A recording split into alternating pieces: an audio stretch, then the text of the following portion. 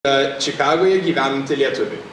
Jinai baigė universitete filosofijos ir politinius mokslus su papildoma koncentracija istorijos ir tarptautinių santykių srityse.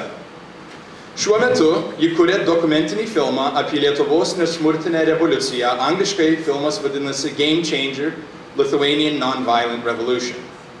Į šią temą rašė savo tezę universitete ir naudos Lietuvos nepriklausomybės kovą kaip modelį josios filme. Nesmurtinis revoliucijos įtraukia įvairias formas protestų, išstumti tas vyriausybės, kurios yra laikomos autoritariniais. Toliau apie šią temą pakalbėti kviečiu Rima Gungor.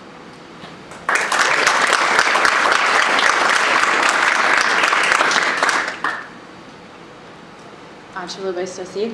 Gerai, atsiprašau, šitą kalbą yra angliškai, nes mano kalba nelabai gerai, nelabai stipri, žodžiai trūksta, etc. and so forth.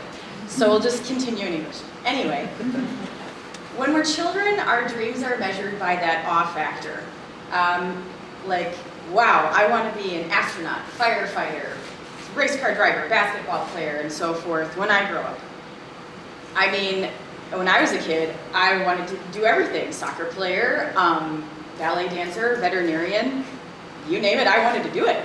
I guess my type A personality kind of emerged a little bit early. But as we get older, those dreams start to change. Our dreams become a little bit less selfish as we start to become more aware of the apparent world around us. We start to notice and discover that our dreams either become goals or they start to become bigger than ourselves. And I guess for me, at the point where my dreams and my aspirations started to change was when I joined the Model UN Club in high school. Laugh if you must, because the nerd factor is going to go sky high right now.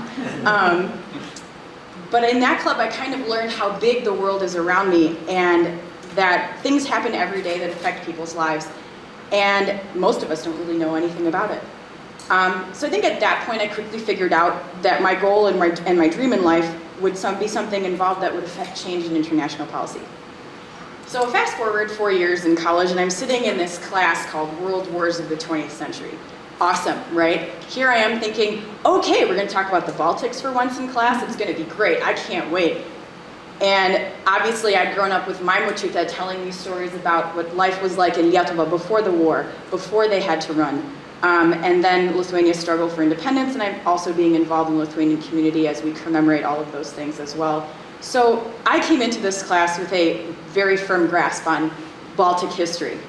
So you can imagine my righteous indignation when I discovered that the book and the professor that I had laid the fall of the Soviet Union at the feet of things like the burden of the arms race, which to me sounded absolutely ridiculous because there was no mention of the Baltics or the freedom movement at all. It was like completely insignificant, and it was as though it never happened. So from that point on, I became that student that would spend my semester writing papers on absolutely everything where I could weasel in things like the Partizane, Baltics, nonviolence, and it worked out every time. And of course, I would also discuss this in class, and I really thought people were going to be irritated with me, but I guess not, and I sparked a lot of interesting debate. That was again where my dreams and aspirations started to change. When it came time to start my undergraduate research for my thesis, I kind of already, shocker, knew what I wanted to write about. Nonviolent protest had come up a few times across my radar, especially for the first Ukrainian revolution, which was called the Orange Revolution a couple years back. I decided that I would write my thesis on the successes of nonviolent protest methodologies, citing Lithuania and the Baltics as my main example. It took 4 grant proposals and almost 2 years before the board granted me the grant to do the research in Lithuania, mostly because they felt that my grant proposals translated to a 10-chapter dissertation for a 20-page paper. Joke's on them, because it was 100 pages with citations, but they took it anyway, so I guess that's good. This was my first solo trip to Lietuva. It was a huge experience, a learning experience for me. And when my thesis was complete, I went on to take it to 3 different conferences, at one of which I was one of 65 undergrads in a conference of 5,000 people. And I'm still presenting. I actually recently presented at the Yale Conference on Baltic and Scandinavian Studies. So the research that I thought wasn't going to go anywhere went everywhere. After graduation, I spent some time in Berlin thinking about how or what I could do to create positive change, but I really had no idea how to go about it. So while doing some work at a Starbucks, I came across the trailer for The Other Dream Team. Modest isn't here yet, is he? And it was incredible. It was a film about Lithuania, it was a film about freedom, it was a film about basketball. I mean, what more could you want? It's like the perfect film. And I'm fairly certain I sent it to about 50 people in under 3 minutes, maybe more, I really don't know. Between the crying and trying not to look crazy in public, it was a little bit hard to say. Watching the film with my family in the theater was also a very emotional experience, and I thought, there is so much power in this, and it is so amazing how one film can change people, or at least give them inspiration to live on and keep going and kind of realize their own dreams. So upon that time, I think, is where my dream started to become my passion, and I'll get to that in a minute.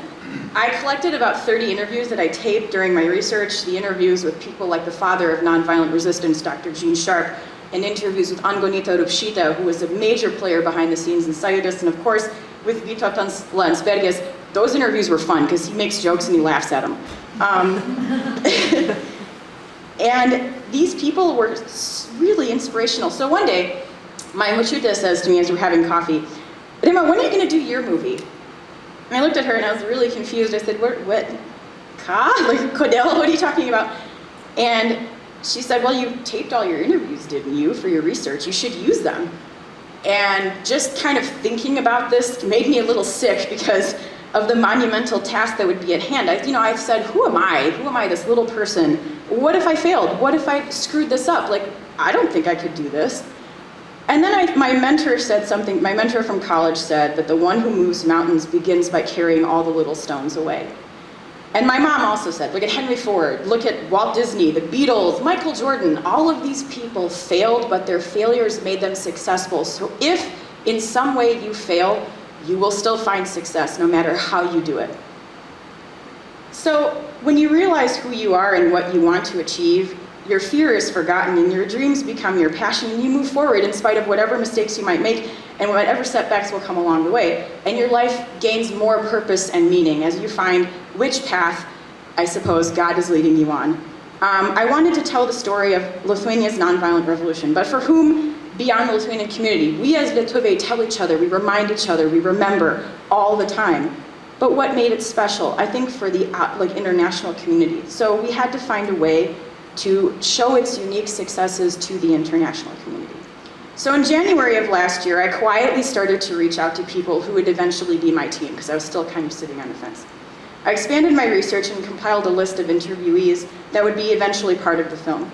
Documentation came into play, found people who were so generous with their stories. I have sat through interviews with people crying for an hour and a half, but I left those interviews with that person becoming a lifelong friend. As most of you know, I've been traveling around the globe, and a lot of you usually say, I don't know where you are in the world right now, but I know you're somewhere. And I've filmed in places where history was made and done all this research. The success of the independence struggle required the contribution of many from all walks of life, ages, professions, trades, various Lithuanian citizens, emigres, exiles of various religions and ethnic groups.